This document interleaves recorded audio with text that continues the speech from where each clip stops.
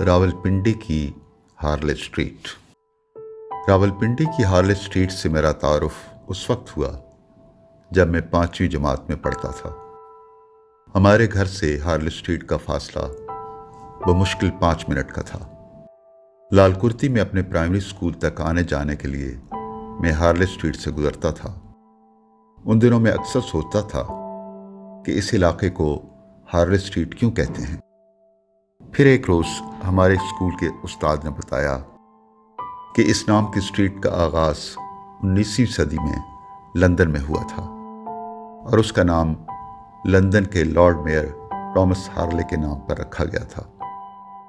اس street کی خاص بات وہاں پر بڑی تعداد میں میڈیکل اسپیشلسٹ، ڈاکٹرز اور سرجنز کے کلینک ہیں۔ آج بھی لندن کی ہارلے اسٹریٹ میڈیکل پروفیشن اور ڈاکٹرز کی وجہ سے جانی جاتی ہے۔ کہتے ہیں راولپنڈی میں آباد ہونے والی ہارلے اسٹریٹ کے پس منظر میں بھی ڈاکٹرز کا ایک گروپ تھا جنہوں نے اس علاقے کو اپنے قیام کے لیے منتخب کیا اور لندن کی ہارلے اسٹریٹ کے نام پر اس کا نام رکھا۔ بہت بعد میں جب میں انگریزی ادب کا طالب علم بنا تو مجھے پتہ چلا کہ لندن کی ہارلے اسٹریٹ کا ذکر تو انگریزی ادب میں بھی ملتا ہے۔ مثلاً ورجینیا وولف کے ناول مسز ڈیلوے، جین آسٹن کے ناول Sense and Sensibility, Agatha Christie کے ناولوں Death in the Clouds, Crooked House and Then There Were None, the secret of چمنیز کے علاوہ جان بینویل کے ناول دا انٹچیبل میں بھی لندن کی ہارلے اسٹریٹ کا ذکر ملتا ہے۔ لیکن اس وقت مجھے ان ساری باتوں کا علم نہیں تھا۔ پھر میں پرائمری اسکول سے ہائی اسکول میں آ گیا۔ میرا high school C B technical school تھا۔ یہ اسکول بھی لال کرتی میں واقع تھا۔ یوں ہارلے اسٹریٹ کے ساتھ میرا رابطہ اسی طرح مضبوط رہا۔ اسکول آنے جانے کے علاوہ ہم ہارلے اسٹریٹ کے میدان میں کرکٹ کھیلتے تھے۔ ہارلے اسٹریٹ کا محل وقوع بہت اہم تھا۔ اس کے بالکل قریب ملٹری ہاسپٹل تھا، ساتھ ہی جی ایچ کیو تھا، لال کرتی اور صدر بازار بھی قریب تھے اور پریزیڈنٹ ہاؤس بھی زیادہ دور نہ تھا۔ یہ ان دنوں اس عمارت میں تھا جہاں آج کل فاطمہ جناح یونیورسٹی ہے۔ اب مجھے راولپنڈی چھوڑے ایک عرصہ ہو گیا ہے۔ ہارلے اسٹریٹ کو دیکھے بھی ایک زمانہ بیت گیا ہے، لیکن اس زمانے کی کچھ یادیں اب بھی میرے ساتھ ساتھ چلتی ہیں۔ کیسے کیسے لوگ تھے جو یہاں رہتے تھے۔ ادیبوں میں معروف مزاح نگار شفیق الرحمن کا گھر بھی ہارلے اسٹریٹ میں واقع تھا۔ ادب اور ادیبوں کا بیان ہو تو بیگم سرفراز اقبال کے ذکر کے بغیر ادھورا ہے۔ ہارلے اسٹریٹ میں ان کا گھر ادیبوں کا ٹھکانہ ہوتا تھا۔ فیض صاحب جب بھی راولپنڈی آتے ان کا قیام یہیں پر ہوتا۔ منیر نیازی، ابن انشا، فراز، غرض اس دور کے سب اہم ادیبوں اور شاعروں کا یہ گھر اہم مرکز تھا۔ ہارلے اسٹریٹ میں ادب کا ایک اور مرکز ڈاکٹر ایوب مرزا کا گھر تھا۔ وہ فیض صاحب کے چاہنے والے تھے۔ مجھے یاد ہے ایک بار میں بھی خواجہ مسعود پرنسپل گارڈن کالج کے ہمراہ ڈاکٹر ایوب مرزا کے گھر گیا تھا۔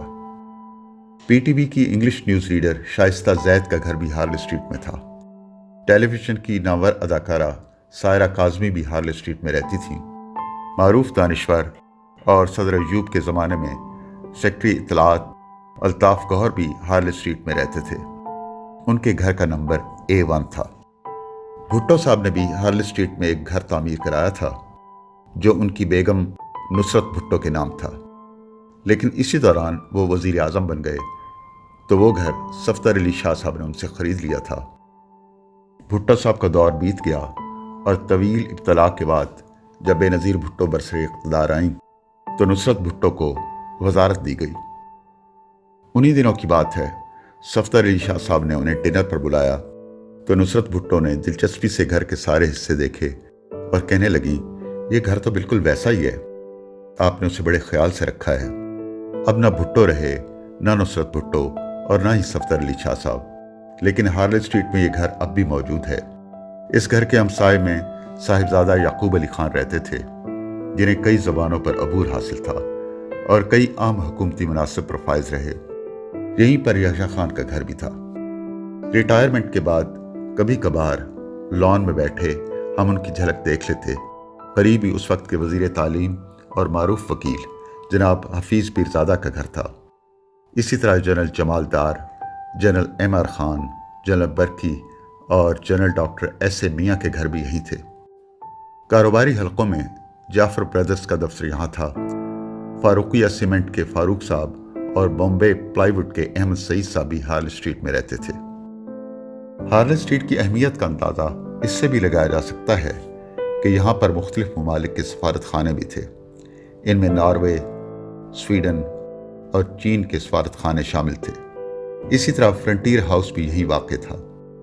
ہارلے اسٹریٹ کا سب سے عام حوالہ یہاں پر واقع گورا قبرستان تھا، جس کے 2 حصے تھے۔ ایک حصے میں قبرستان تھا اور دوسرے میں ان فوجیوں کی یادگاریں تھیں جو پہلی اور دوسری جنگ عظیم میں مارے گئے تھے۔ یہاں کل 358 قبروں کے نشانات ہیں اور کتبوں پر نام، عمر، عہدہ اور یونٹ درج ہیں۔ ہارلے اسٹریٹ کے گورا قبرستان کی اہمیت کا اندازہ اس بات سے لگایا جا سکتا ہے کہ ملکہ الزبیتھ دوئم جب پاکستان کے دورے پر آئیں تو وہ گورا قبرستان بھی آئیں۔ لیڈی ڈیانا نے بھی یہاں کا دورہ کیا تھا۔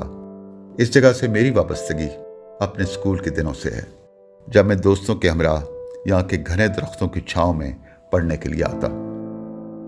گورا قبرستان کے حوالے سے کچھ پراسرار کہانیاں بھی گردش کرتی رہتی تھیں۔ ان میں ایک سرکٹے گورے کی کہانی تھی۔ تب میں ان کہانیوں کو واقعی سچ سمجھتا تھا۔